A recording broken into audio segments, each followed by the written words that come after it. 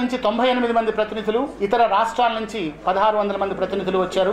లక్షలాది మంది గ్రామ ప్రాంతాల్లో ఉన్నటువంటి తెలుగు ఉపాధ్యాయుడి దగ్గర నుంచి, తెలుగు పిల్లల దగ్గర నుంచి విశ్వవిద్యాలయం వరకు అందరూ కూడా తమ ఇంటి పండుగలాగా ప్రతి ఇంట్లో మంగళతోరణాలు కట్టారు.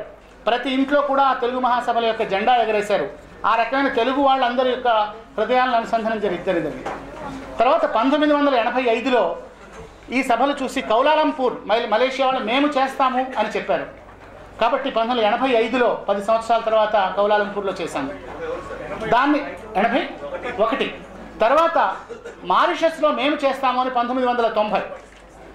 మారిషస్ మొట్టమొదటి ప్రజలతో ఏర్పడిన సమావేశం, అంటే అధికారులతో అనేక సమావేశాలు మాన్య ముఖ్యమంత్రి వర్యులు, మాన్య సాంస్కృతిక శాఖ మంత్రులు వసంత్ కుమార్ గారు, అలాగే అధికారులు ఏర్పాటు చేశారు.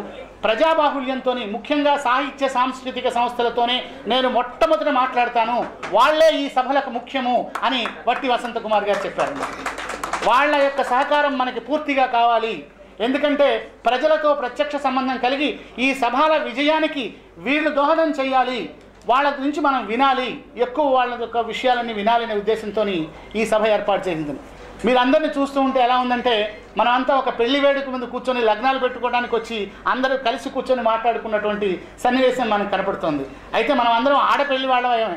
ప్రతి సాంస్కృతిక సంస్థ కూడా మనం ఆడపెళ్లి వాళ్ళుగా ఉండాలి, మనకు వచ్చే ప్రజానికం అంతా మగ పెళ్లి వాళ్ళు. కాబట్టి మీరు మన తరపున, సాంస్కృతిక శాఖ తరపున పనిచేసేటటువంటి సాంస్కృతిక దండనాయకులుగా మేము భావిస్తాం.